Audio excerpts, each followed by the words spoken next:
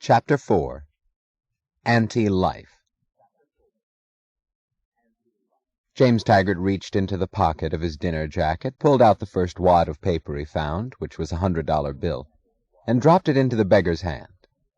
He noticed that the beggar pocketed the money in a manner as indifferent as his own. "Thanks, bud," said the beggar contemptuously, and walked away. James Taggart remained still in the middle of the sidewalk, wondering what gave him a sense of shock and dread. It was not the man's insolence. He had not sought any gratitude. He had not been moved by pity. His gesture had been automatic and meaningless. It was that the beggar acted as if he would have been indifferent had he received $100 or a dime, or failing to find any help whatever. He had seen himself dying of starvation within this night.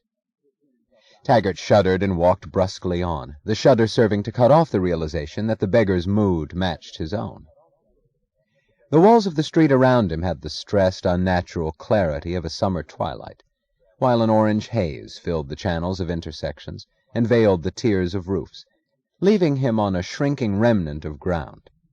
The calendar in the sky seemed to stand insistently out of the haze, yellow like a page of old parchment, saying August 5th. No, he thought, in answers to things he had not named. It was not true. He felt fine.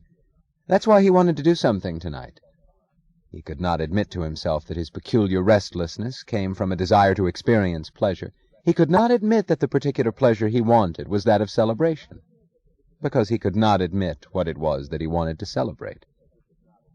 This had been a day of intense activity, spent on words floating as vaguely as cotton, yet achieving a purpose as precisely as an adding machine, summing up to his full satisfaction.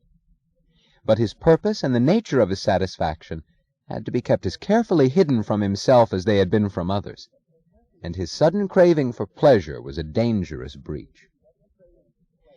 The day had started with a small luncheon in the hotel suite of a visiting Argentinian legislator, where a few people of various nationalities had talked at leisurely length about the climate of Argentina, its soil, its resources, the needs of its people, the value of a dynamic, progressive attitude toward the future, and had mentioned as the briefest topic of conversation that Argentina would be declared a people's state within 2 weeks. It had been followed by a few cocktails at the home of Orrin Boyle, with only one unobtrusive gentleman from Argentina sitting silently in a corner, while 2 executives from Washington and a few friends of unspecified positions had talked about national resources, metallurgy, mineralogy, neighborly duties, and the welfare of the globe, and had mentioned that a loan of $4 billion would be granted within 3 weeks to the people's state of Argentina and the people's state of Chile. It had been followed by a small cocktail party in a private room of the bar built like a cellar on the roof of a skyscraper, an informal party given by him, James Taggart, for the directors of a recently formed company, the Inter-Neighborly Amity and Development Corporation, of which Orrin Boyle was president, and a slender, graceful, overactive man from Chile was treasurer, a man whose name was Senor Mario Martinez, but whom Taggart was tempted by some resemblance of spirit to call Senor Cuffy Meggs. Here they had talked about golf, horse races, boat races, automobiles, and women. It had not been necessary to mention, since they all knew it, that the Inter-Neighborly Amity and Development Corporation had an exclusive contract to operate, on a 20-year managerial lease, all the industrial properties of the people's states of the Southern Hemisphere. The last event of the day had been a large dinner reception at the home of Senor Rodrigo Gonzalez, a diplomatic representative of Chile. No one had heard of Senor Gonzalez a year ago, but he had become famous for the parties he had given in the past 6 months, ever since his arrival in New York. His guests described him as a progressive businessman. He had lost his property, it was said, when Chile, becoming a people's state, had nationalized all properties, except those belonging to citizens of backward, non-people's countries such as Argentina. But he had adopted an enlightening attitude and had joined the new regime, placing himself in the service of his country. His home in New York occupied an entire floor of an exclusive residential hotel. He had a fat, blank face and the eyes of a killer. Watching him at tonight's reception, Taggart had concluded that the man was impervious to any sort of feeling. He looked as if a knife could slash, unnoticed, through his pendulous layers of flesh.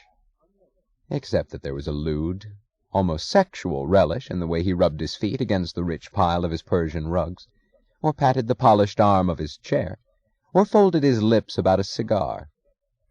His wife, the Senora Gonzales, was a small, attractive woman, not as beautiful as she assumed, but enjoying the reputation of a beauty by means of a violent nervous energy, and an odd manner of loose, warm, cynical self-assertiveness that seemed to promise anything and to absolve anyone. It was known that her particular brand of trading was her husband's chief asset, in an age when one traded not goods but favors. And watching her among the guests, Taggart had found amusement in wondering what deals had been made, what directives issued, what industries destroyed, in exchange for a few chance nights, which most of those men had had no reason to seek, and perhaps could no longer remember. The party had bored him. There had been only half a dozen persons for whose sake he had put in an appearance, and it had not been necessary to speak to that half-dozen, merely to be seen and to exchange a few glances. Dinner had been about to be served when he had heard what he had come to hear.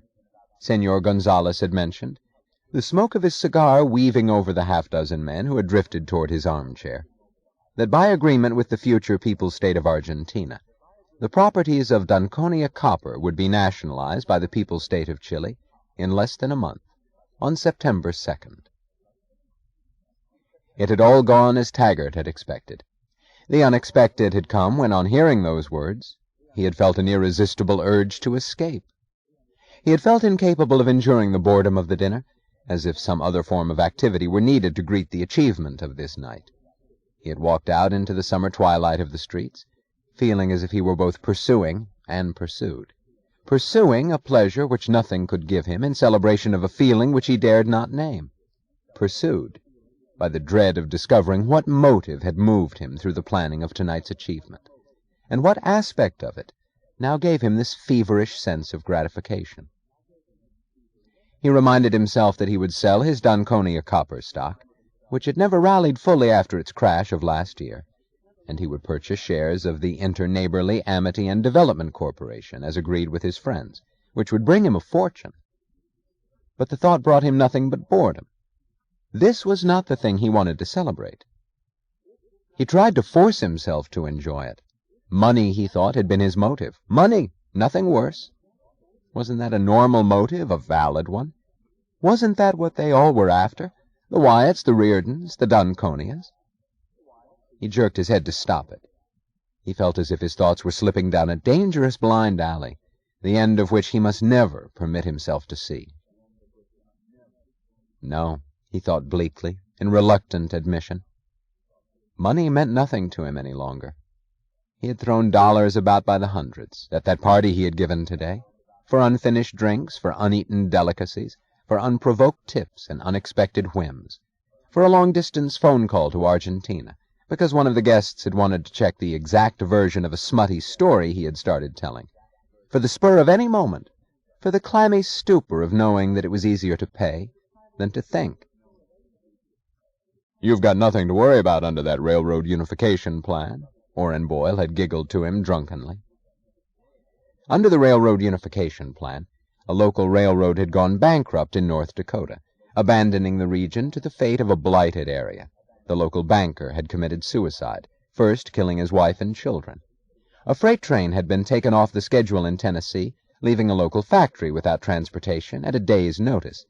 The factory owner's son had quit college and was now in jail, awaiting execution for a murder committed with a gang of raiders. A way station had been closed in Kansas, and the station agent, who had wanted to be a scientist, had given up his studies and become a dishwasher. That he, James Taggart, might sit in a private barroom and pay for the alcohol pouring down Orrin Boyle's throat, for the waiter who sponged Boyle's garments when he spilled his drink over his chest, for the carpet, burned by the cigarettes of an ex-pimp from Chile, who did not want to take the trouble of reaching for an ashtray across a distance of 3 feet. It was not the knowledge of his indifference to money that now gave him a shudder of dread. It was the knowledge that he would be equally indifferent were he reduced to the state of the beggar.